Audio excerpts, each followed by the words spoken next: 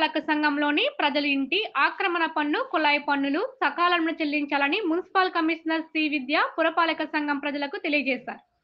ఈ సందర్భంగా మీడియాతో మాట్లాడుతూ మార్చి 31వ తేదీలోగా పన్నుపై విధించినటువంటి వడ్డీ 50% రాయితీతో కట్టించుకోవడం జరుగుతుందని, ఈ విషయాన్ని పురపాలక సంఘ ప్రజలు గమనించి మార్చి 31 లోపు పన్నులు చెల్లించాలని ఆమె కోరారు. పన్నులు చెల్లించిన వారి కుళాయిలు నిలుపుదల చేసి రెడ్ నోటీసులు పంపించడం ద్వారా ఆస్తులు జప్తీ చేయడం జరుగుతుందన్నారు. నా పేరు శ్రీ విద్య. నేను సామర్లకోట మున్సిపల్ కమిషనర్గా వర్క్ చేస్తున్నాను. మనకి ప్రాపర్టీ ట్యాక్స్ అండ్ వేకెంట్ ల్యాండ్కి సంబంధించి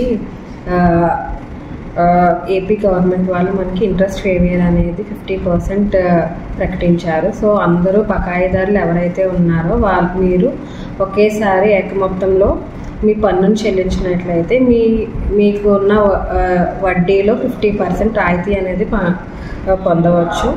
సో ఈ అవకాశాన్ని అందరూ ఉపయోగించుకోవాలి. సో మున్సిపాలిటీ అభివృద్ధి చెందాలంటే ఖచ్చితంగా పన్నులు వాటి ద్వారా వచ్చే ఆదాయంతో మనకు డెవలప్మెంట్ అనేది వస్తుంది. కాబట్టి అందరూ బకాయిదారులు ఈ విషయం గమనించి ప్రభుత్వం వారు ఇచ్చిన ఈ అవకాశాన్ని, వడ్డీ రాయితీ అవకాశాన్ని సద్వినియోగం చేసుకోవాలని కోరుతున్నాను.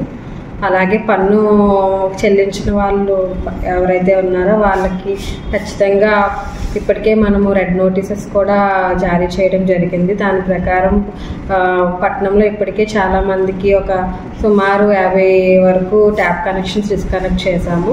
ఇంకా ఎవరైతే పూర్తి స్థాయిలో చేయకపోతే ట్యాప్ కనెక్షన్ డిస్కనెక్ట్ చేయడము, ఇంకా మొండి బకాయిలు అయితే జప్తు చేయడము కూడా జరుగుతుంది. ఈ విషయాన్ని అందరూ దృష్టిలో పెట్టుకొని ప్రభుత్వం వారు ఇచ్చిన అవకాశాన్ని సద్వినియోగం చేసుకుని అందరూ పన్నులు చెల్లించాలని కోరుతున్నాను.